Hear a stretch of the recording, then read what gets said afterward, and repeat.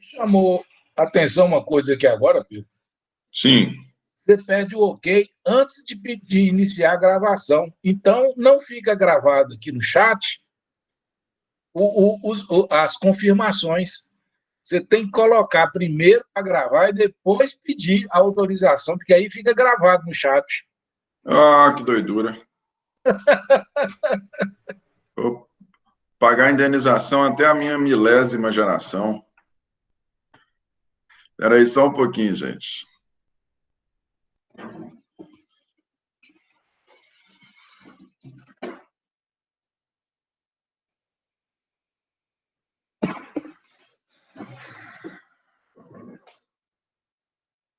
Pagar a indenização até a minha 1000ª geração. Tudo bem, vamos que vamos. Gente, nós estamos aqui dando sequência à nossa disciplina Processo Penal. Estamos falando de denúncia e queixa. Ontem nós encerramos a aula falando de prazos, prazo para denúncia e prazo para queixa, correto? Agora nós vamos falar a respeito de aditamento. Vamos falar a respeito de aditamento. Deixa eu localizar aqui o material. Isso. Vamos falar a respeito de aditamento. Qualquer questionamento, por favor, podem abrir o áudio aí, solicitar-me. Olha lá, prazos, aditamento de queixa. Muito bem, gente. Olha só. Nós dissemos que tanto a queixa quanto a denúncia, elas podem ser consideradas, a grosso modo, a petição inicial da ação penal. Respectivamente, a denúncia, a petição inicial da ação penal pública, e a queixa, a petição inicial da ação penal privada. Correto?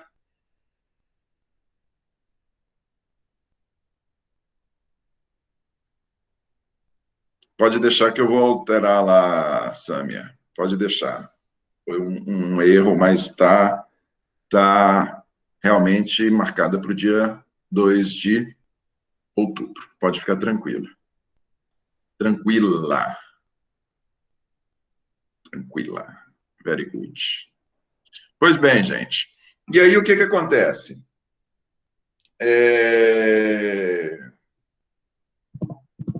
Essa é a petição inicial. Ocorre que, nós já dissemos, nós temos elementos básicos, em especial a identificação da pessoa, a descrição da conduta, e nós temos elementos secundários. Eventuais omissões desses elementos secundários podem ser corrigidos por meio de uma ferramenta que é chamada de aditamento. Essa inclusão de elementos em que houve omissão. Ou até mesmo, caso surja uma nova situação no transcurso do processo. Correto? O artigo 45, ele nos traz uma situação um pouquinho diferente. Porque, na verdade, aqui nós temos o aditamento da queixa. Aditamento da queixa sendo feita pelo Ministério Público. Olhem só para vocês verem que interessante. Nós sabemos que o MP ele é titular da ação penal pública, ao passo que o titular da ação penal privada é o ofendido, é a vítima. Pois bem, na ação penal privada, o Ministério Público ele ocupa a função que ele exerce na grande maioria das ações cíveis. Qual é a postura que o Ministério Público exerce na grande maioria das ações cíveis? Ele atua como fiscal da lei. Na ação penal privada, em que o titular, em que o direito de perseguir em juízo sai das mãos do Ministério Público e vai para as mãos do ofendido, nesta ação penal privada, o Ministério Público funciona como fiscal da lei. Beleza? Apesar de atuar como fiscal da lei, o artigo 45, ele prevê a possibilidade de que o Ministério Público, que não é o titular da ação penal privada, e, por conseguinte, não foi quem elaborou a queixa, o artigo 45 autoriza que o Ministério Público Federal faça o aditamento. Olha os termos, como consta do 45. A queixa, ainda quando a ação penal for privativa do ofendido, poderá ser aditada pelo Ministério Público, a quem caberá intervir em todos os termos subsequentes do processo. Olha só, gente, é importante, porém, compreender esse artigo 45 sem esquecermos que o titular da ação penal privada é o ofendido, é a vítima. Quando o artigo 45 fala da possibilidade do Ministério Público aditar a queixa, o Ministério Público pode suprir aquelas omissões periféricas. Nós falamos de vários elementos que tem que ter a denúncia, não falamos? Denúncia e queixa. Ele pode suprir as omissões periféricas. Ele não pode, por exemplo, incluir fato novo. Por quê? Porque ele não é titular da ação. Ele não pode, por exemplo, incluir um crime que foi cometido em coautoria ou então no curso do processo. Surgiu mais um autor, tratando-se ainda de crime de ação penal privada, do mesmo delito. Ele não pode fazer um aditamento para incluir essa pessoa, ele não pode fazer um aditamento para incluir um novo fato que também seja objeto de ação penal privada. Por quê? Porque ele não é o titular da ação. Ele exerce a função de fiscal da lei na ação penal privada. E nesta qualidade de fiscal da lei, ele pode fazer aditamento apenas destas informações periféricas. Ele não pode levar ao conhecimento do juiz nem um fato novo, que também seja objeto de ação penal privada, nem um novo acusado, um novo responsável a respeito deste mesmo fato. Mesmo fato que, da mesma forma, é de ação penal privada. Ok?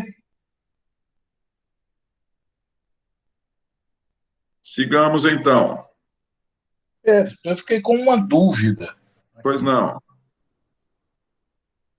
A segunda parte, a quem caberá intervir em todos os termos subsequentes do processo. Ou seja, a partir do momento que o parquê aditou, ele passa a ser supervisor do processo? Desde o princípio, ele já é. Isso aqui, na verdade, nessa segunda parte do artigo, o código ele choveu no molhado. Porque ainda que o MP não tivesse feito o aditamento, ainda assim, ele iria intervir em todos os termos subsequentes. Ele se manifestaria sobre tudo no processo, na condição de fiscal da lei. Com Entendi. Ou sem aditamento, ele participa do processo na condição de fiscal. Ok, obrigado. Zelando pela regularidade processual. Beleza? Artigo 46. O artigo 46 fala do prazo para aditamento. Parágrafo 2º. O prazo para o aditamento da queixa será de 3 dias, contado da data em que o órgão do Ministério Público receber os autos. E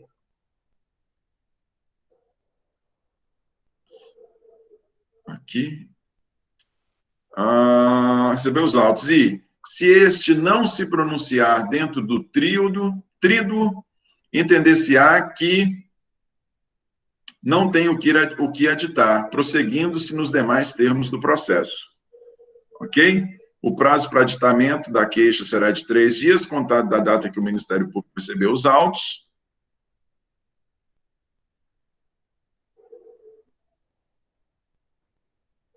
E se este não se pronunciar dentro do tríduo, entender-se-á que não tem o que aditar, prosseguindo-se nos demais termos do processo.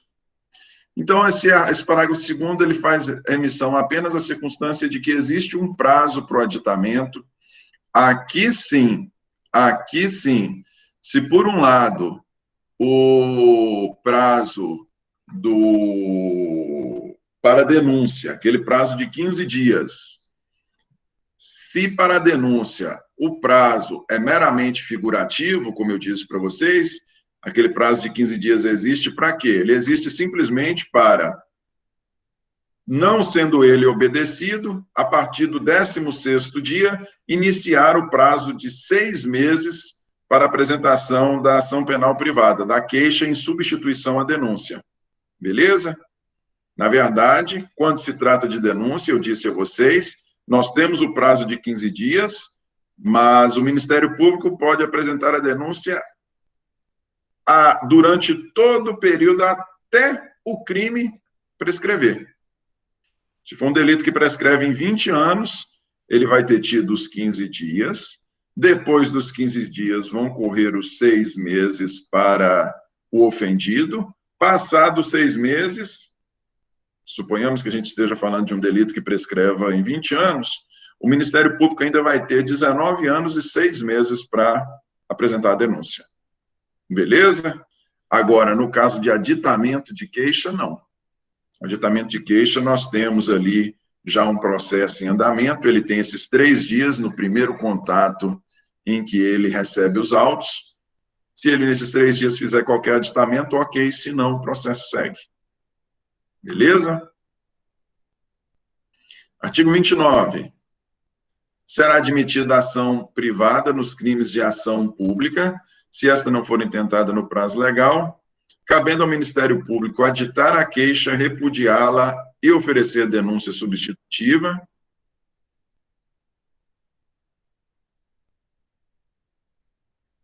Será admitida ação penal, ação privada nos crimes de ação pública, se essa não for intentada no prazo legal, cabendo ao Ministério Público aditar a queixa, repudiá-la ou oferecer denúncia e oferecer denúncia substitutiva, intervindo em todos os termos do processo, intervir em todos os termos do processo, fornecer elementos de prova, interpor recurso e, a todo tempo, no caso de negligência do querelante, retomar a ação como parte principal. Olha só, gente, por que eu fiz referência a isso aqui? Só para demonstrar para vocês a postura que o Ministério Público ocupa na ação penal privada e a postura que ele ocupa na ação penal pública. Vocês viram aqui no parágrafo 2º que na ação penal privada ele tem que fazer um aditamento em 3 dias. Se entender necessário o aditamento, ele faz um aditamento em 3 dias.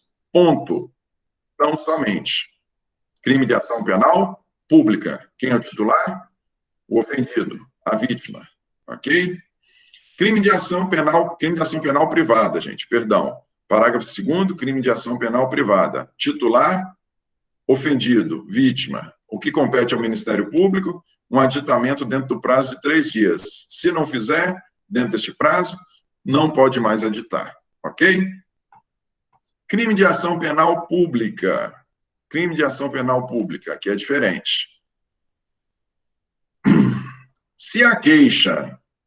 Se se trata de uma ação penal privada subsidiária da pública, se a queixa que foi apresentada porque o Ministério Público não apresentou a denúncia no prazo legal, nós estamos falando do artigo 29, neste caso, o Ministério Público pode não só aditar a queixa, ele pode aditar, fazer as inclusões que entender necessárias, e aqui, neste caso, ele não tem a limitação da queixa, ou seja, ele pode ampliar o fato, ele pode trazer um novo fato, ele pode trazer mais acusados. Por quê? Porque o titular originário da ação é ele. Ele só perdeu o prazo e, em função disso, foi proposta uma queixa. Ele não só pode fazer esse aditamento amplo, como ele também pode repudiar a denúncia integralmente, repudiar a queixa, perdão, integralmente, e oferecer uma denúncia em substituição a ela. Correto? Ou, mantendo esta queixa, ele pode intervir, ele vai intervir em todos os termos, vai fornecer elemento de prova, tem titularidade para interpor o recurso, e, ainda que ele não repudie a queixa de imediato, ou seja, ainda que num primeiro momento ele simplesmente adite a queixa, ou nem mesmo isso, ainda que num primeiro momento ele deixe a ação tramitar na forma de ação penal privada, subsidiária da pública, nada impede que, no curso do processo, entendendo o Ministério Público que o querelante, que o ofendido, apesar de ter apresentado a queixa inicialmente, que ele está sendo negligente na tramitação do processo, como se trata de uma ação penal pública, nada impede que o Ministério Público retome a ação como parte principal, como autor. Beleza? Compreendem a diferença? Mas aqui nós estamos falando, no 29, de ação penal pública. Crimes, como dito, cuja responsabilização interessa mais à sociedade do que à própria vítima. Ao passo que, na ação penal privada, o crime interessa, a responsabilização interessa mais à vítima do que à própria sociedade. Eis o porquê que esses poderes diferentes do Ministério Público em uma e em outra, em caso de aditamento. Beleza? Vamos lá. Sim. Ok.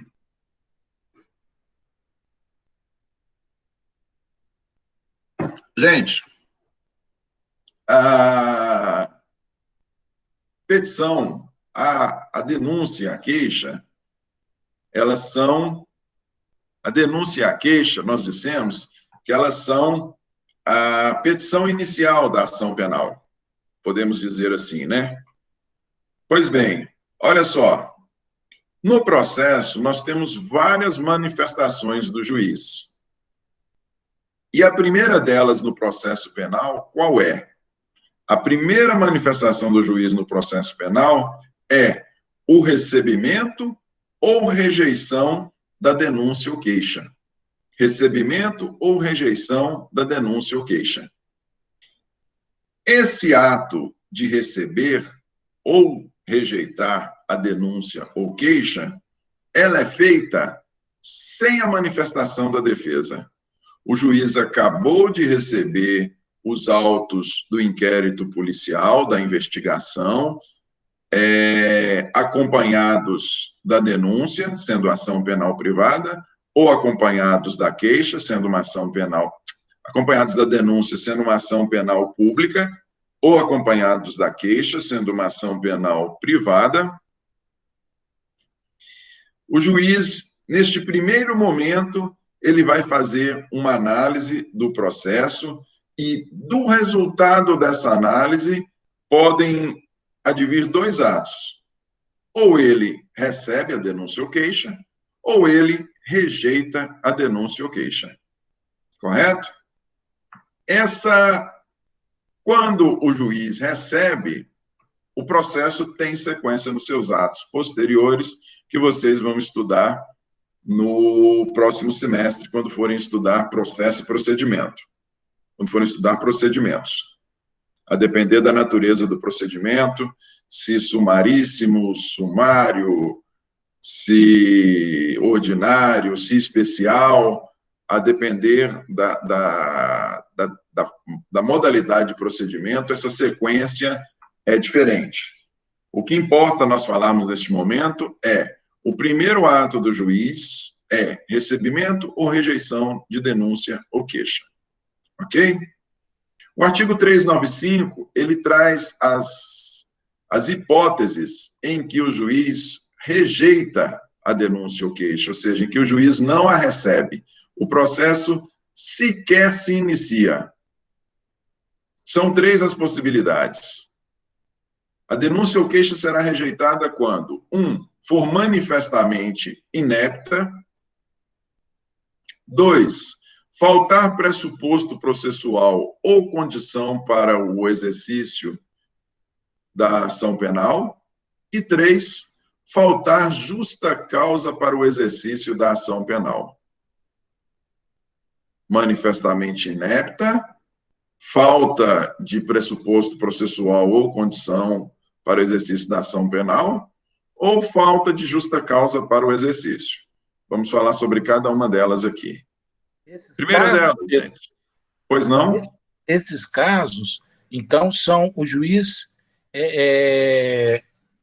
recusa, rejeita liminarmente, né? Sem ouvir ninguém. Simplesmente ele monocraticamente fala. Ele não... O réu, aquele que seria o réu, e ele só é réu a partir da citação, né? Ele sequer é citado. Nessa primeira análise, ele sequer é cientificado de que tem contra ele uma ação em andamento, até mesmo porque a peça inicial foi rejeitada, então a ação nem tem prosseguimento. É um indeferimento liminar mesmo. Porque se nós estivermos falando do procedimento ordinário, vocês vão estudar que, na sequência, suponhamos que o juiz a receba. Na sequência, o juiz cita o réu para que o réu se manifeste. E após essa manifestação do réu, nós temos a possibilidade da absolvição sumária. Compreendem? Primeiro momento, rejeição ou recebimento, sem ouvir o réu. Segundo momento, cita o réu, se recebida, cita o réu e o réu se manifesta a respeito da ação que foi proposta contra você, contra ele, né, contra o réu. E num segundo momento, após essa manifestação, o juiz novamente chama os autos para análise e vê se há um caso ou não de absolvição sumária. Mas isso aí vocês vão estudar lá para frente. O que nos interessa aqui no momento é rejeição ou recebimento. Esse rejeição ou recebimento ele é feito sem a manifestação da defesa que sequer é cientificada da existência do processo. Beleza? Olha lá. 3 possibilidades, então. Manifestamente inepta, falta de pressuposto processual ou condição da ação penal, falta de justa causa. Vamos falar a respeito de cada um deles aqui. Inépcia. Inépcia da inicial, né? Ou denúncia ou queixa. Quando é que a denúncia ou queixa é inepta? A denúncia ou queixa é inepta quando ela não atinge, quando ela não atende aos requisitos do artigo 41 do CPP, quando falta qualquer daqueles elementos. A denúncia ou queixa conterá a exposição do fato criminoso, com todas as suas circunstâncias, a qualificação do acusado ou esclarecimentos pelos quais se possa identificá-lo, classificação do crime e, quando necessário, o rol de testemunhas. Se a denúncia não trouxer, a denúncia ou queixa, não trouxer estes elementos, disse que ela é inepta. Disse que ela é inepta. Vocês viram, quando nós descemos as minúcias, nós falamos que, na verdade, a denúncia ela tem que trazer muito mais elementos, né? Doutrinariamente falando, ela tem que trazer muito mais elementos. Ocorre que estes outros elementos periféricos, como eu disse, eles podem ser supridos posteriormente por meio de aditamento. Correto? Agora, se faltar os elementos essenciais, e esses elementos essenciais estão indicados no artigo 41, se faltar os elementos essenciais, disse que a denúncia ou queixa é inepta. E sendo ela inepta, o juiz pode rejeitar a denúncia ou queixa, sob esse fundamento. Segunda das possibilidades, faltar pressuposto processual ou condição para o exercício da ação penal. Olha só, gente, todas as duas circunstâncias aqui dizem respeito a requisitos, podemos dizer assim, a requisitos de caráter processual. Requisitos de caráter processual. Eles são divididos entre pressupostos processuais e condições da ação, mas podemos dizer que todos dois pertencem ao gênero, são espécies do gênero requisitos processuais. O que é um pressuposto? O que é o pressuposto processual e o que são as condições da ação? Vamos lá. Os pressupostos processuais, eles se dividem em pressupostos subjetivos e pressupostos objetivos. Pressupostos subjetivos, eles dizem respeito àqueles que atuam no processo. Aqueles que atuam no processo. E esses subjetivos, por sua vez, eles se subdividem, eles podem dizer respeito tanto à pessoa do juiz, quanto às partes propriamente. Aquele que propõe a ação e aquele em face de quem a ação é proposta. No que diz respeito ao juiz, são pressupostos processuais a investidura, a competência e a imparcialidade.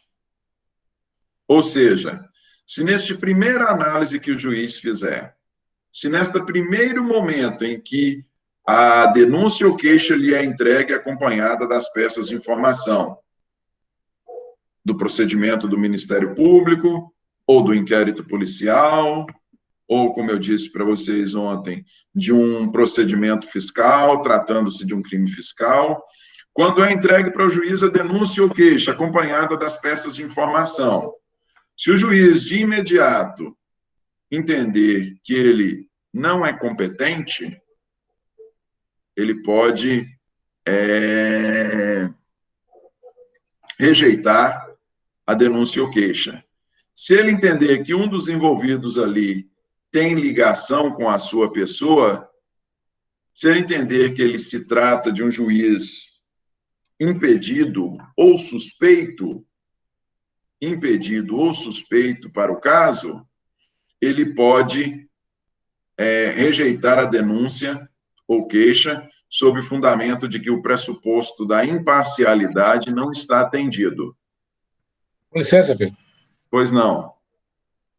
No processo civil, se a petição inicial é remetida a um juízo incompetente, ele é remetido ao juízo competente, sem a rejeição da petição inicial. É o mesmo caso do processo? Pelo que você está me falando aí, se não. Você errar a competência, o processo acabou. A ação é rejeitada. O que não impede de nova propositura. Nós não temos absolvição. Isso não é absolvição. Isso é rejeição da inicial. Suponhamos que você tenha uma vara especializada. Aqui, você tem vara especializada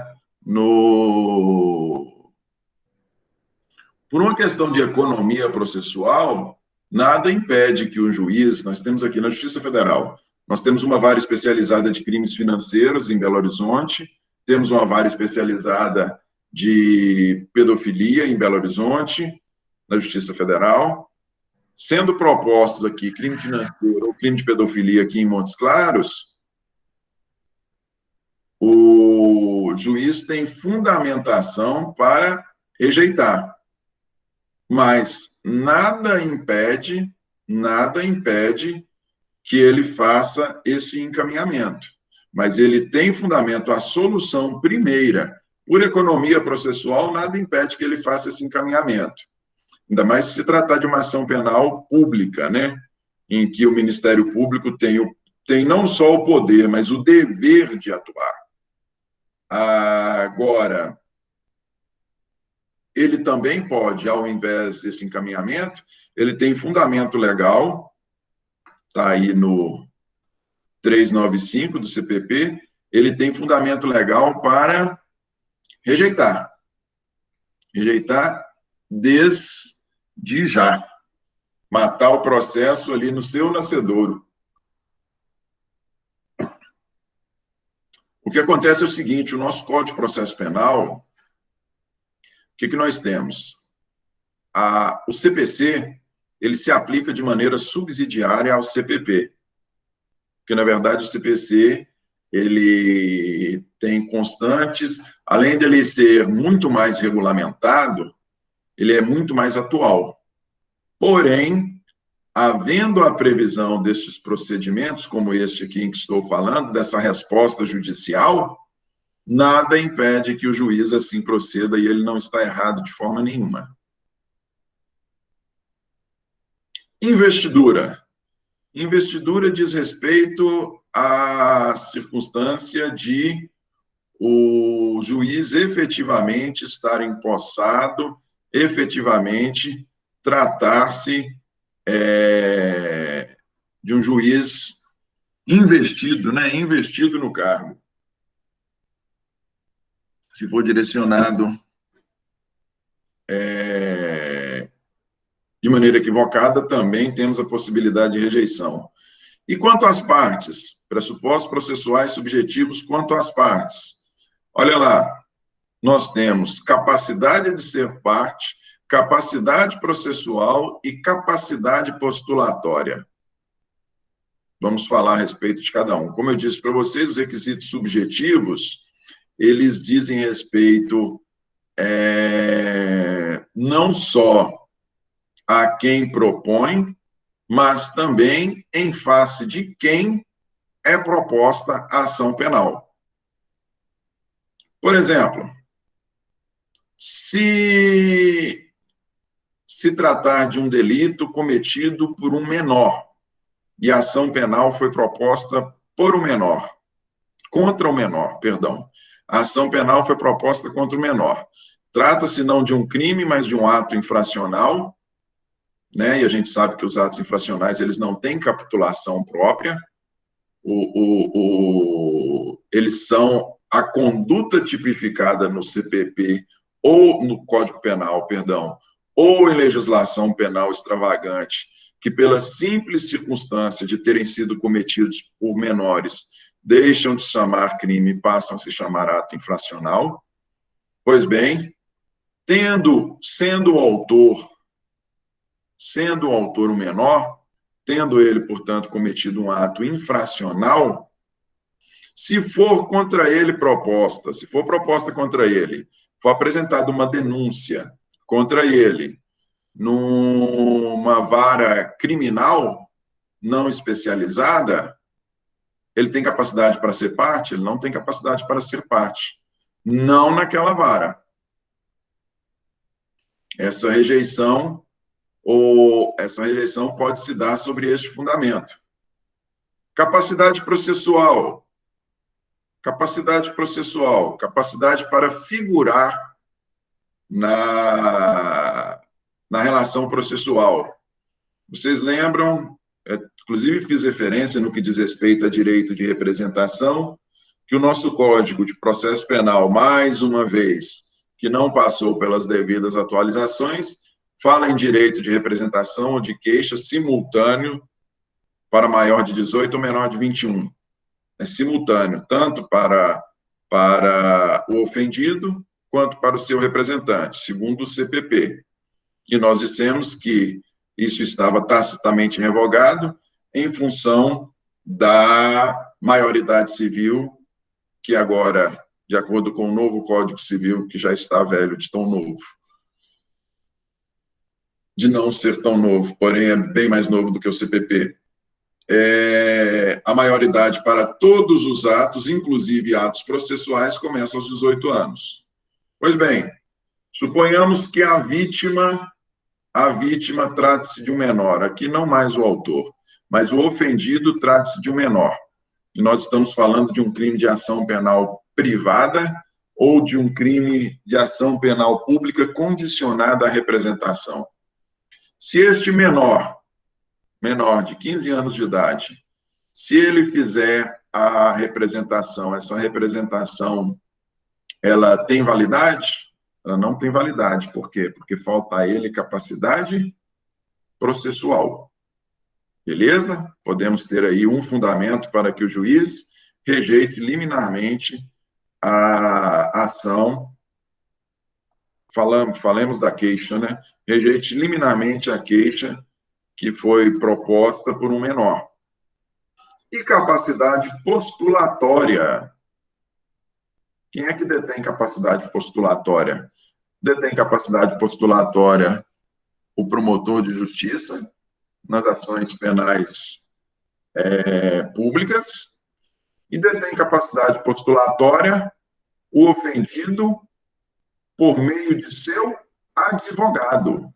Quem detém capacidade postulatória para a propositura de ação penal privada, a representação tem que se fazer por meio de advogado. Nós dissemos que quem conduz a ação, quem apresenta é o ofendido, porém o ofendido ele tem que se valer de um advogado, porque somente o advogado tem capacidade postulatória. Se o ofendido propuser uma queixa sem se valer de um advogado, o juiz pode rejeitar essa queixa sob o fundamento de que falta a capacidade postulatória àquele que está propondo a ação, àquele que está propondo a queixa. Beleza, gente? Só lembrando aqui e explicitando, Pedro, Pois não.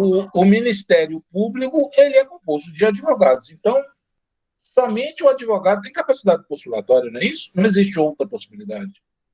Não, porque para ser promotor de justiça não precisa ser advogado. O advogado ele é inscrito na ordem, né? Entendi. É igual o juiz também não tem. Ele não tem OAB, embora ele seja bacharel em direito. Isso. Ele tem para hoje, para você ser promotor e juiz, e agora também delegado federal, delegado estadual, não sei como é que está. Você tem que ter aquela prática jurídica, né? Aquele tempo de prática jurídica. Mas nada impede, por exemplo, que você tenha sido um titular de cartório, cartório e a sua prática jurídica foi esses 3 anos, você não foi inscrito na ordem. Né? Ok. Vamos lá.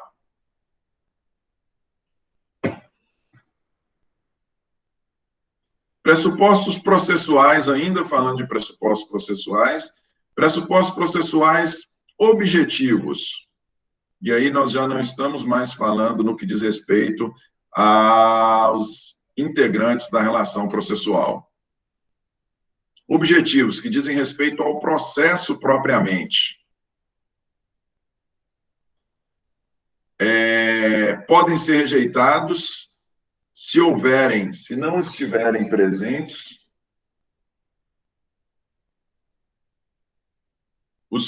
Peraí, só um pouquinho.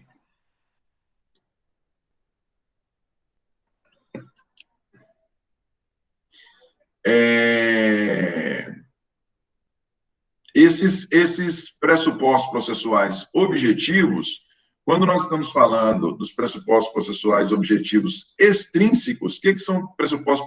Por que extrínsecos? Porque eles estão fora do processo. Por isso que se diz que eles estão, por isso que diz que são extrínsecos. Eles estão fora do processo. Se, eventualmente, nós tivermos a existência de algumas figuras processuais que impeçam o andamento da ação, disse que falta pressupostos disse que faltam pressupostos processuais extrínsecos. Por exemplo, vamos ao exemplo, fica mais fácil visualizar. Você tem uma ação penal em que é proposta, o Ministério Público propõe uma ação penal pública, só que nós já temos uma outra ação penal referente a esse mesmíssimo fato. Vocês lembram lá a figura da litispendência? Nós já temos um outro processo externo, vocês já devem ter visto isso em processo civil, ou em teoria geral do processo, a figura da litispendência. Nós temos já uma outra ação penal em andamento, referente àqueles mesmíssimos fatos. Este fato processual externo, extrínseco, ele impede que a ação penal proposta, essa segunda ação penal, ele impede que o juiz receba a denúncia. Neste caso, o juiz rejeita a denúncia sob o fundamento de que o pressuposto processual de inexistência de impedimentos extrínsecos não está atendido. Não podem haver impedimentos extrínsecos para que a ação penal, para que a denúncia seja recebida. Então, o que nós temos a dizer? Esses procedimentos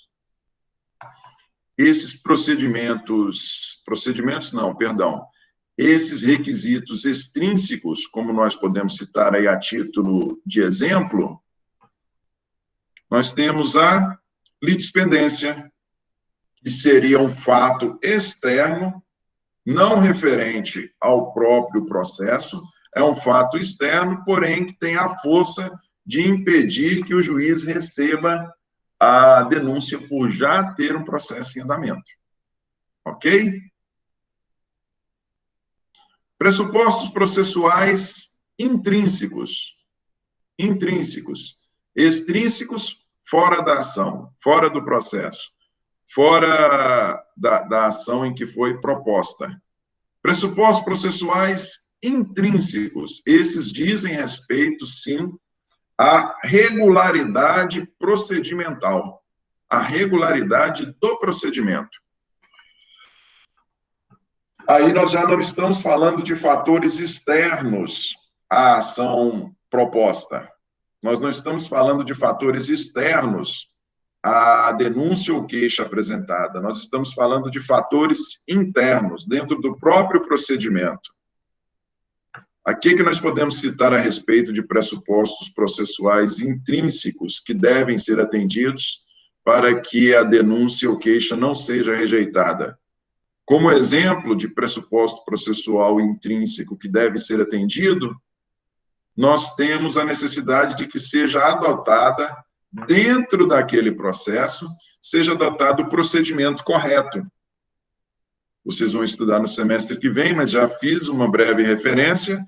Nós temos procedimento sumaríssimo, procedimento sumário, procedimento ordinário, procedimentos especiais. Todas são modalidades de procedimento. Se, eventualmente, e cada um deles tem a sua tramitação processual própria. Se o Ministério Público ou o ofendido, se ele propõe a ação por meio da denúncia ou queixa, valendo-se do procedimento errado, o juiz pode, de imediato, rejeitar a denúncia ou queixa sob o fundamento de que não foi atendido um pressuposto processual intrínseco, que é o quê? O respeito ao procedimento correto. O procedimento a ser adotado para este crime, para este delito, não é o procedimento proposto aqui. Em função disso, eu vou rejeitar e você vai ter que propor uma nova denúncia, uma nova queixa. Beleza?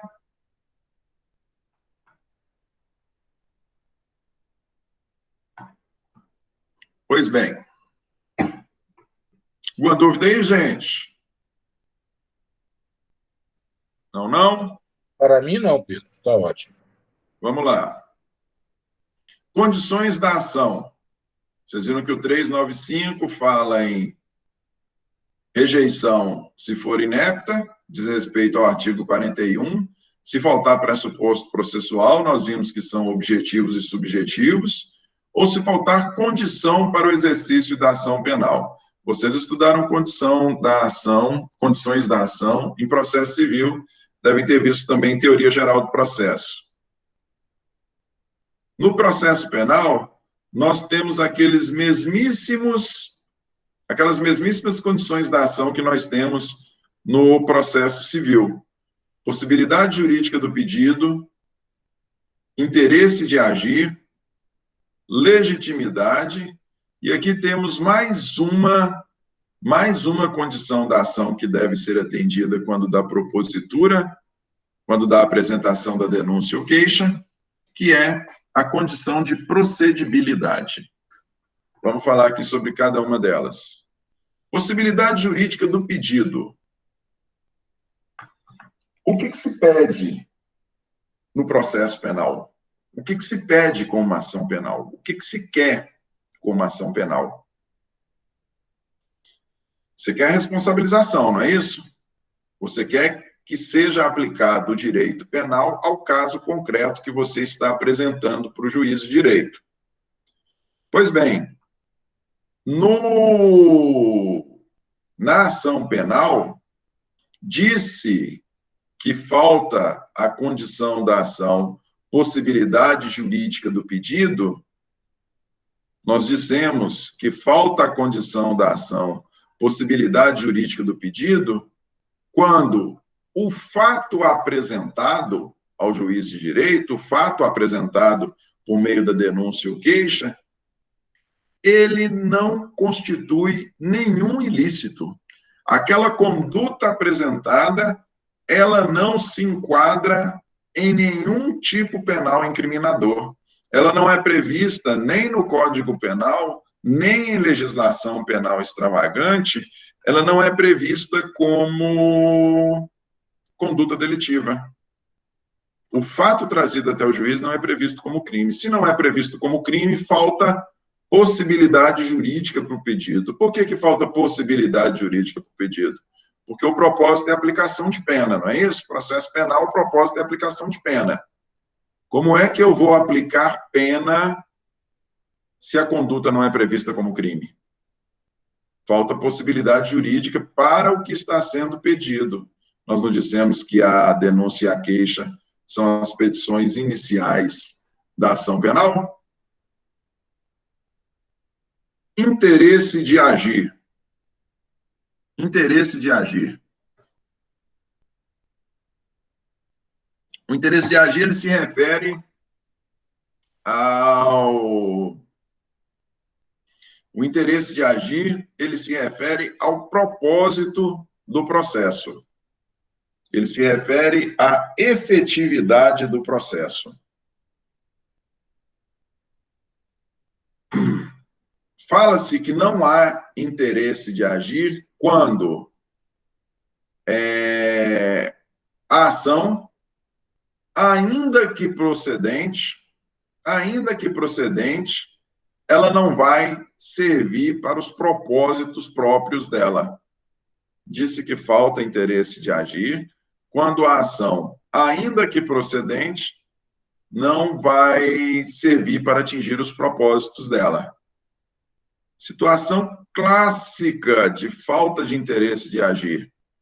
Quando o fato, por mais que constitua uma conduta ilícita, por mais que constitua o crime, então, se constitui o crime, tem possibilidade jurídica? Tem possibilidade jurídica. Porém, o fato está prescrito. Se o fato está prescrito, falta interesse de agir. Nós podemos ter toda a tramitação processual, podemos fazer prova de materialidade, prova de autoria, podemos ter todos os elementos da condenação, porém o processo ele não vai se prestar ao propósito do processo penal, que é aos propósitos do processo penal procedente, né, de uma ação penal procedente, que é a aplicação de pena. Não vai se prestar, por quê? Porque vai faltar interesse de agir. O delito está prescrito. Legitimidade. Legitimidade é tranquilo da gente visualizar, né? Já falamos várias vezes. É que tem legitimidade para a propositura da ação penal pública, originária, Ministério Público. Se o ofendido, se outra pessoa que não ofendido propõe uma ação penal pública, ele não tem legitimidade, jamais, ainda que estourado o prazo de 15 dias. Se o ofendido propõe uma ação penal pública antes do transcurso desse prazo de 15 dias, ele tem legitimidade? Não, ele não tem legitimidade. Se o Ministério Público propõe uma queixa, vamos falar assim, se o Ministério Público subscreve e apresenta uma queixa numa ação penal privada, ele tem legitimidade? Não, ele não tem legitimidade. Correto? Todas são situações em que o juiz pode rejeitar de imediato a denúncia sob o fundamento de falta de legitimidade. E, por fim, também é condição para o exercício, condição da ação, também é considerada como modalidade de condição da ação, a condição de procedibilidade. Condição de procedibilidade. O que quer isso dizer? Diante de um caso concreto, ainda que nós tenhamos possibilidade jurídica do pedido, trata-se, sim, a conduta trata-se, em tese, de uma conduta prevista legalmente como crime, ainda que haja interesse de agir, o fato não está prescrito, ainda que a ação esteja sendo proposta por quem possui legitimidade para tanto, se faltar a condição de procedibilidade, esta ação pode ser rejeitada, a denúncia pode ser rejeitada desde já. Qual é o exemplo clássico aqui de condição de procedibilidade? Nas ações penais públicas condicionadas. Condicionadas a quê? A representação do ofendido ou a requisição do ministro da Justiça. Se não tivermos requisição do ministro da Justiça ou não tivermos representação do ofendido, podem estar presentes todos os outros elementos aqui. Vai faltar essa condição de procedibilidade, que é essa manifestação do ofendido ou do ministro da Justiça, e o juiz, de imediato, pode rejeitar a denúncia sob o fundamento de 395, faltar condição para o exercício da ação. Beleza? E, por fim, gente, a última possibilidade de rejeição, e tenham sempre em mente isso, que na rejeição nós não temos manifestação da defesa. A última possibilidade de rejeição, está no inciso 3, é quando faltar justa causa para o exercício da ação penal. Quando é que falta justa causa para o exercício da ação penal? Nós dissemos que a ação penal ela tem que vir calçada com um conjunto probatório mínimo, com peças de informação mínimas a indicar materialidade e autoria. Toda vez que falarmos de responsabilização penal, o que nós precisamos? Nós precisamos de elementos indicativos de materialidade e elementos indicativos de autoria. Beleza? A denúncia ou queixa, elas têm que estar sedimentadas, fundamentadas, lastreadas nesse conjunto probatório mínimo, nessas peças de informação mínimas. Se elas não estiverem calçadas, se chegar lá simplesmente uma denúncia ou uma queixa com 3 páginas, que não apresente um mínimo de documentos que fundamentem aquela descrição, aquele fato que está sendo apresentado pelo juiz, o juiz de imediato a rejeita sob o fundamento de ausência de justa causa. Não tem justa causa aqui para essa ação penal. Cadê o conjunto probatório mínimo?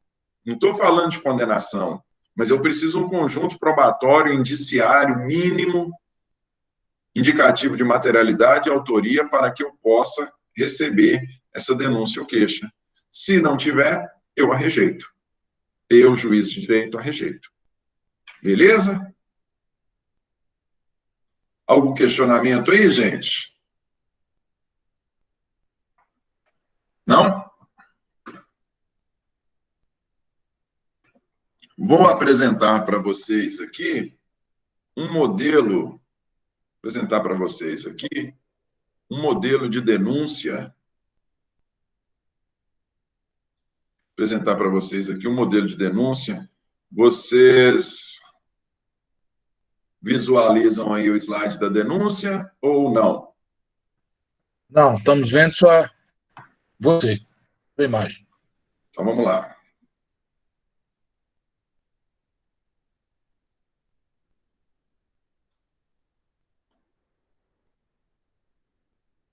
Agora sim.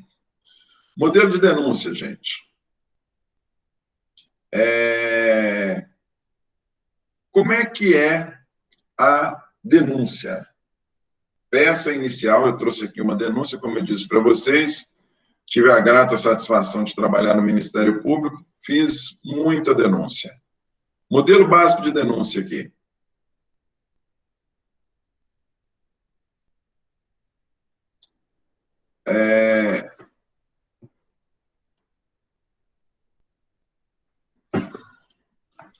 Olha só, vamos ver aqui. Excelentíssimo senhor, doutor, juiz de direito da 2ª Vara Criminal da Comarca de Montes Claros. Vocês veem que a denúncia ela tem que ser direcionada para um juiz de direito. Ela tem que ser direcionada para o juiz de direito. Como o inquérito, numa situação dessa, o inquérito ele já passou pela distribuição,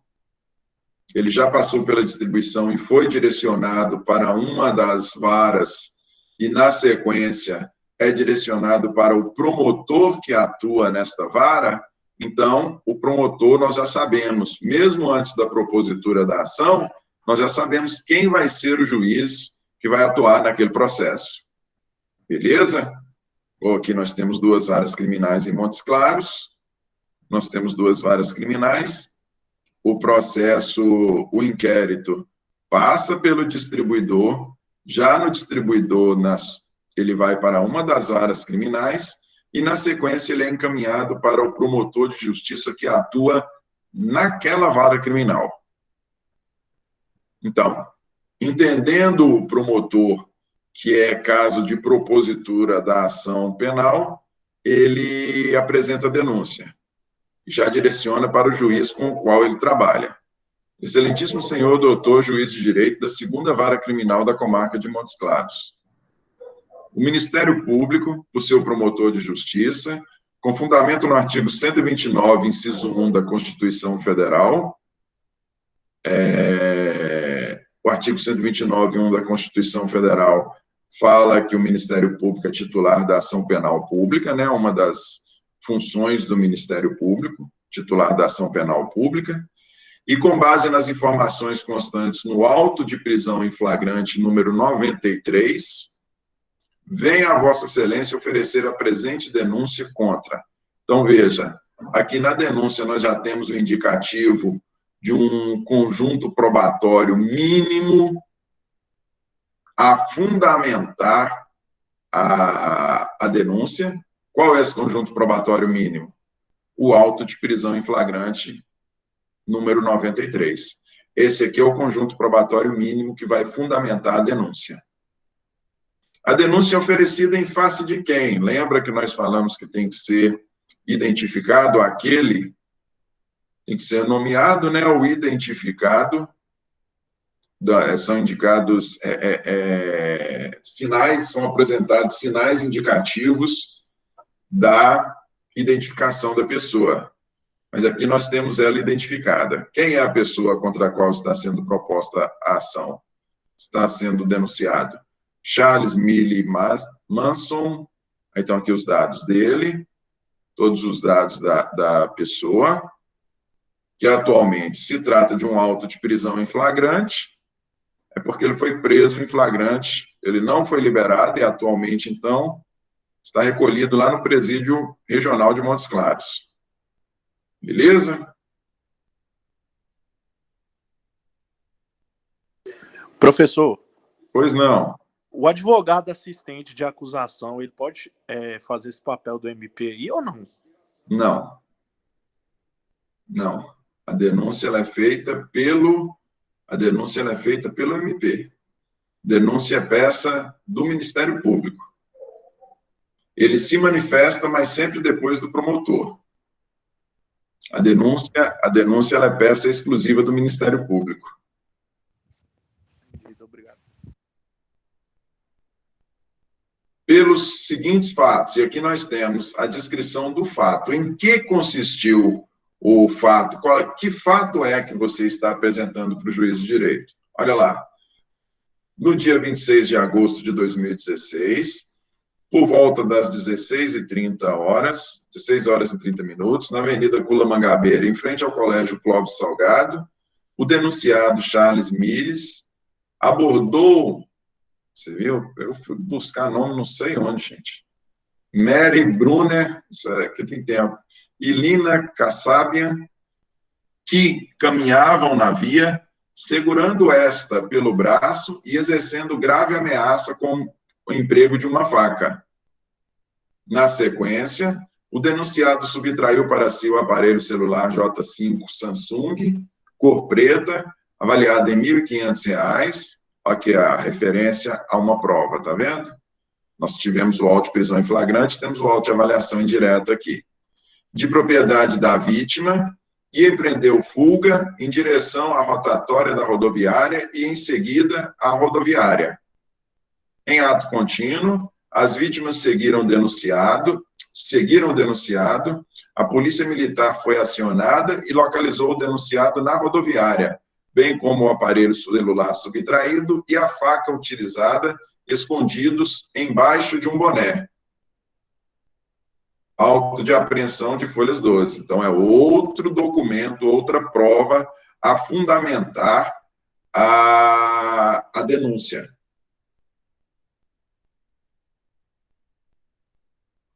Assim agindo, vocês viram que os fatos estão aqui com todas as suas minúcias.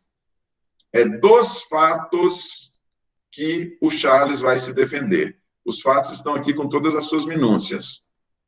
Assim agindo, o denunciado Charles praticou a conduta delituosa prevista no artigo 157, parágrafo 2º, inciso 1, que é o roubo, né? Roubo qualificado, razão pela qual o Ministério Público de Minas Gerais oferece a presente denúncia, requerendo o seu recebimento e a citação pessoal do denunciado, para que apresente a resposta à acusação, prosseguindo-se nos demais termos do processo, inclusive com a inquirição de testemunhas, adiante arroladas, para, ao final, julgar a imputação procedente e condená-lo nas sanções legais. Então, vocês vejam, tem aqui o pedido de condenação, nós temos a indicação, conforme consta lá do 41, a indicação provisória de que delito seria, nós temos a descrição do fato, então, nos parágrafos, nos 3 primeiros parágrafos, nós temos a descrição do fato, já nesse slide nós temos a capitulação, 157, parágrafo 2º, inciso 1, e, além disso, nós temos a solicitação de condenação, né? É esse o propósito do Ministério Público, condená-lo nas sanções do artigo 157. E, além disso, nós temos a solicitação da oitiva de testemunhas. Vocês lembram que lá no 41, lá fala das testemunhas se houver. Aqui nós temos a indicação das testemunhas. Quem são as testemunhas? A Mari, a Linda, José da Silva e Carlos de Souza, que são testemunhas, né? Efetivamente, essas daqui foram as que foram abordadas. Correto? Então, vejam vocês, este aqui é um modelo simples, um modelo tranquilo de denúncia. Como eu disse para vocês, eu senti uma diferença, foi quando eu passei a trabalhar no Ministério Público Federal, em que eu passei a trabalhar junto ao Ministério Público Federal, né? Porque, na verdade, eles não fazem uma denúncia, não é curtinha desse jeito. Eles fazem uma denúncia, a denúncia normalmente que é feita é uma denúncia que traz todas as minúcias do fato. Só que a lei não exige uma denúncia tão minuciosa, não é? Na verdade, no Ministério Público Estadual, nós trabalhávamos com uma denúncia mais curta, exatamente para não antecipar a tese da acusação com todas as suas minúcias, deixar para utilizar essa tese somente quanto das alegações finais, depois de produzida a prova, trabalhado na instrução processual. Com licença, Pedro. Alguma observação aí, gente? Com licença. Pois não? Eu observei que estão presentes todos os requisitos do artigo 319 do CPC. Eu consigo enxergar o juízo, os nomes, a formação, a indicação do réu, o fato, o fundamento e o pedido. Interessante, não é? Na verdade, não é à toa que não é à toa que eu digo que se trata da petição inicial da ação penal. Porque é a mesmíssima coisa, os elementos processuais são os mesmos. O que se pede é diferente, o propósito das ações são diferentes. Mas trata-se de um pedido e trata-se de um pedido de aplicação do direito ao caso concreto. É muito interessante. E o CPC, na verdade, nós estudamos, até mesmo em função de que esse estudo é um estudo primeiro, né, o estudo que se faz na faculdade, nós estudamos o desenrolar do processo penal à luz do CPP. Mas quando você aprofunda no estudo, ou até mesmo quando você vai trabalhar, você vai ver que volta e meia, em razão dessa desatualização do CPP, volta e meia, o profissional do direito ele tem que se socorrer do Código de Processo Civil para atuar dentro do processo penal, em razão da desatualização do CPP. Então, realmente, os institutos, eles se comunicam, eles se aproximam. E como você muito bem disse aí, você conseguiu visualizar todos os elementos do CPC, todos os elementos da petição inicial do CPC, dentro da denúncia, que é peça inicial da ação penal pública no processo penal. Interessante, né? Muito, muito mesmo, viu? Cada qual com as suas minúcias, mas se aproximam. Vamos lá. Eu esclareci, Janaína. Na denúncia e queixas, já se sabe para qual vara irá? Sim, Janaína, já se sabe por quê.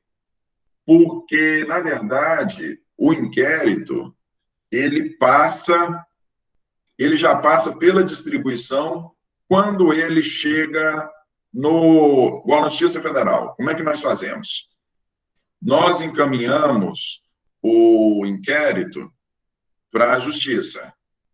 A primeira vez, suponhamos que seja uma dessas investigações que requerem vários atos, então a investigação ela se estende. A primeira vez em que o inquérito vai lá, após a sua instauração, ele vai para a Justiça, ele vai para a Justiça Federal. Para quê? Para fins de registro. Neste primeiro momento em que eu estou pedindo prazo, eu não concluí o inquérito, eu estou pedindo prazo, mas já neste primeiro momento é feita a distribuição na Justiça Federal entre as varas federais. Aqui nós temos duas, aqui nós temos só duas. São só duas, acho que sim. É porque tem um em Janaúba. É feito sorteio já neste primeiro momento. Estabelecido que é da primeira vara federal, acabou. Quem é que atua na primeira vara federal? Quem atua é o procurador fulano. Distribuiu para a primeira vara, o juiz fez os registros devidos, encaminhou para o procurador fulano. A partir deste momento, a ação só vai ser na primeira vara, e a partir deste momento, a tramitação do inquérito, se outras vezes precisar, eu mandei para a Justiça da primeira vez pedindo prazo, porque eu ainda tenho outras diligências a realizar. Essa tramitação entre Ministério Público e Delegacia de Polícia, ela vai ser feita sem a intervenção da Justiça. Ele só vai na Justiça da primeira vez, para fazer o registro. A partir dos segundos e terceiros, né, das outras movimentações, enquanto não concluir a investigação, ela vai ficar apenas entre Ministério Público e Polícia. Mas já está certo que o inquérito é da primeira vara. Sendo proposta a ação, vai ser perante o juiz titular da primeira vara. Ou seja, no processo civil distribui-se a ação, no processo penal distribui-se o inquérito, tornando o juízo prevento. Exatamente, torna prevento o juiz para a ação penal, a futura ação penal. Beleza. Belezinha, gente? Tem que ver esse negócio aí da Sâmia, estou falando do trabalho, pode deixar que eu vou ver, Sâmia. Bom, gente, de matéria, o que eu tinha para nós, para hoje, era isso. Nós temos como próximos temas de matéria, temos sujeitos processuais e competência. São as matérias imediatamente seguintes às que nós vamos estudar. Na nossa prova, nós temos aqueles fundamentos iniciais, temos inquérito policial e ação penal, serão aqueles fundamentos iniciais, inquérito policial e ação penal. O que nós estamos vendo aqui agora, que a gente acabou de ver, denúncia e queixa, não vai ser matéria de prova. Nossa prova, eu acho que nossa prova é sexta ou é segunda? Acho que é segunda, sexta é do matutino penal. Então, nossa prova vai até ação penal. Beleza? Ação penal pública, ação penal privada. E algum questionamento aí a respeito? Eu estava dando uma olhada nos julgados que eu encaminhei para vocês, e eu vi que tinha até um mandado de segurança no meio, né? Tinha um habeas corpus e mandado de segurança. Pois foi 2 habeas corpus e um mandado, tudo remédio constitucional. E vocês viram, eu fui até olhar com relação a eles, falando aqui para vocês rapidamente. Nós tivemos lá no que diz respeito ao mandado de segurança. Por que o advogado, nós tivemos a propositura de um mandado de segurança pelo advogado, em razão dele não estar tendo acesso ao inquérito policial. Via de regra, só fazendo um comentário com vocês, o mandado de segurança, muito raramente, ele é utilizado no processo penal. O remédio constitucional clássico do processo penal é o habeas corpus. Muito raramente. Vocês viram aqui que nessa situação, é uma situação interessante, porque qual é o direito líquido e certo que estava sendo alegado? Era o direito líquido e certo de acesso aos autos do inquérito policial. De acesso aos autos do inquérito policial. E quando vocês me questionaram, foi questionado aí pelo Rogério a respeito de instância, né, primeira instância, segunda instância, eu vi que nesse mandado de segurança, na verdade, se tratava de uma apelação, no primeiro momento, foi proposto um mandado de segurança, o advogado apresentou um mandado de segurança contra o delegado de polícia, que não teria lhe dado acesso ao inquérito policial.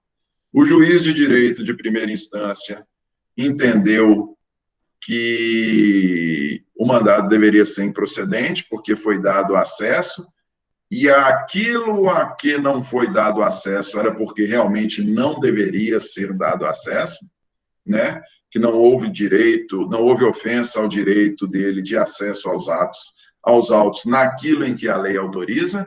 Então, foi uma apelação da decisão do mandado de segurança na primeira instância. Não é isso? A segunda ação, em outra das ações, nós tivemos um habeas corpus que foi proposto, e eu achei interessante nessa questão da instância, foi comentado que foi proposto um habeas corpus contra o delegado de polícia, em razão de não ter sido, na oitiva, né, no auto de prisão em flagrante, a pessoa não ter sido acompanhada por advogado. Em função disso, foi proposto um habeas corpus, né, com propósito de relaxar a prisão em flagrante. E na hora que eu vi que a gente até comentou, falou, mas peraí, mas propôs um habeas corpus contra um delegado no tribunal? Não sei se vocês perceberam que um dos primeiros atos do desembargador foi pedir informações para o juiz de direito e para o delegado. Foi pedir informação para a autoridade coatora, que estava sendo indicada como autoridade coatora aqui, que seria o delegado, mas também para o juiz de direito que atuava na comarca. Pedir informação para saber, peraí, eu estou querendo, qual é a posição do desembargador, do tribunal? Eu estou querendo saber quem é a autoridade coatora. Está sendo proposta perante o tribunal um habeas corpus diretamente contra um delegado. Como é que é isso? Foi aí que o juiz informou e o delegado que a prisão em flagrante foi homologada. Sendo a prisão, quem é que faz a homologação da prisão em flagrante? É o juiz. É dado ciência a ele dentro do prazo de 24 horas, que a pessoa foi presa em flagrante, e ele homologa essa prisão em flagrante. A partir do momento em que ele homologou, ele traz para si a responsabilidade da manutenção da pessoa presa. E, em função disso, a partir deste momento, ele torna-se autoridade coatora. E, sendo autoridade coatora um juiz de direito, não está errado a apresentação do habeas corpus direto no Tribunal de Justiça. Se nós não tivéssemos essa atuação primeira do juiz de direito da primeira instância, a propositura, né, a impetração, propositura não, se propõe a ação, remédio constitucional se impetra. A impetração do habeas corpus diretamente perante o tribunal contra o delegado estaria errado. Deveria ter sido, se não tivesse atuação judicial, o habeas corpus deveria ter sido impetrado primeiro perante o juiz de direito. Como o juiz de direito homologou a prisão em flagrante feita pelo delegado, nós, neste caso, a autoridade coatora passa a ser o juiz de direito. E o interessante aqui é o seguinte, eu já havia falado disso para vocês, que o advogado, ele não é indispensável no inquérito policial. Ele é indispensável na ação penal. Tanto é que aquele que não tiver assistido por advogado, o juiz pode nomear um advogado dativo, um defensor dativo. Mas no inquérito policial ele é indispensável. Mas voltando ao assunto, Pedro, esse HC, ele é de primeira instância ou ele é segunda instância? Ou ele é primeira instância, né? Embora impetrado no tribunal. Ele é porque ele não é um recurso, né? Exatamente. Olha só que interessante. Olha só para você ver que interessante. No mandado de segurança, nós temos uma primeira instância. Aqui se trata de uma apelação criminal no mandado de segurança. Nós temos um remédio constitucional, que é o mandado de segurança. Ele foi, num primeiro momento, impetrado perante o juiz de direito. O juiz de direito o indeferiu. E aí, o advogado apelou, apresentou um recurso dentro do mandado de segurança. E aí nós temos primeira instância e segunda instância da avaliação do processo. Mas é óbvio que, quando a autoridade coatora se trata de um juiz de direito, por mais que quem analise o fato seja uma turma do tribunal, se trata, sim, da primeira instância de análise do habeas corpus. Tranquilo? E, por fim, nós tivemos também um outro habeas corpus.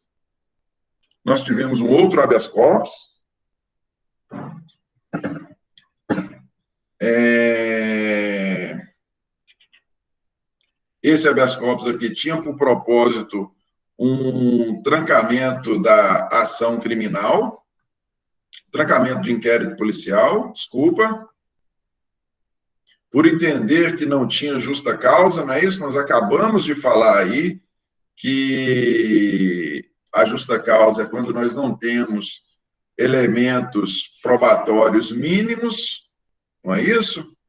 Quando nós não temos elementos probatórios mínimos.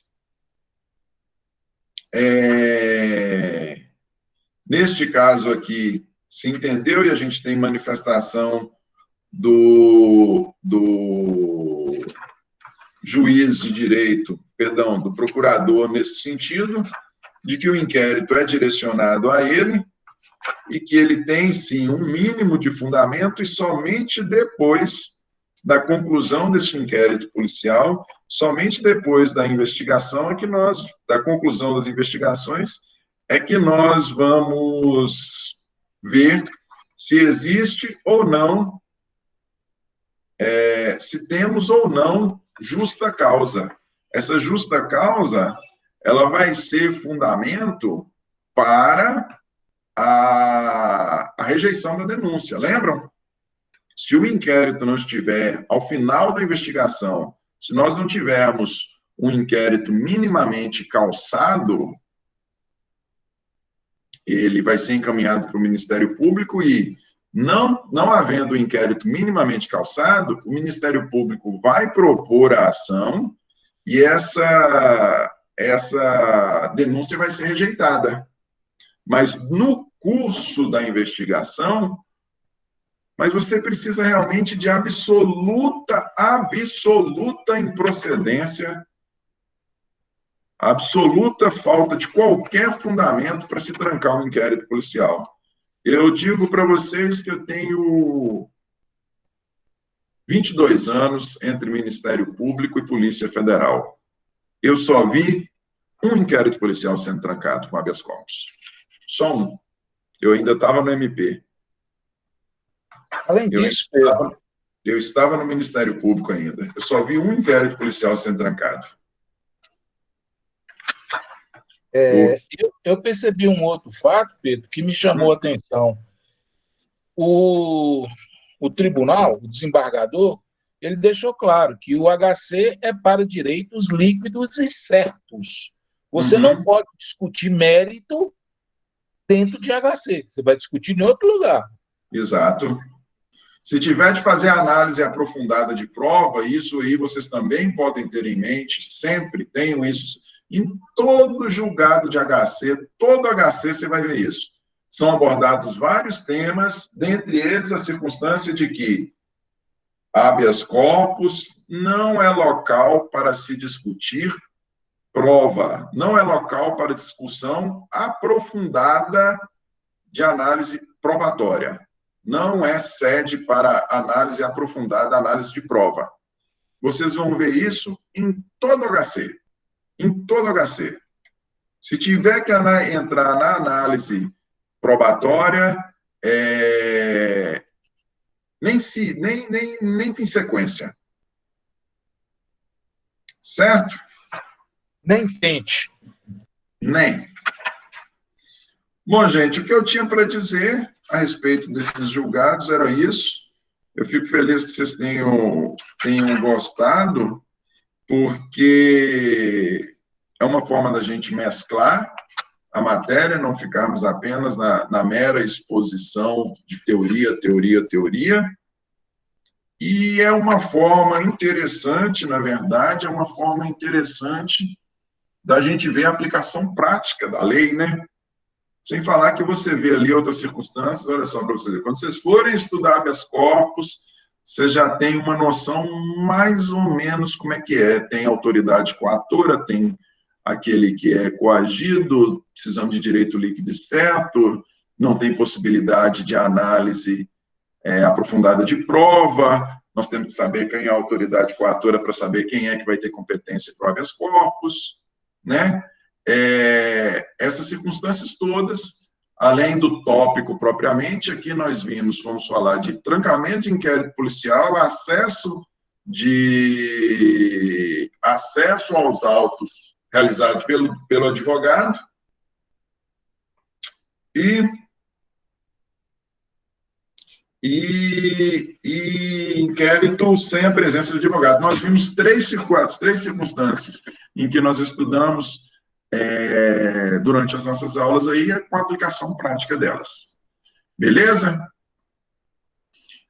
Alguma observação, gente? Algum questionamento, alguma observação? Não? Então, boa noite para vocês. Nós encerramos nossa aula aqui. A prova, como disse, vai até ação penal. Ação penal. Até mais, gente.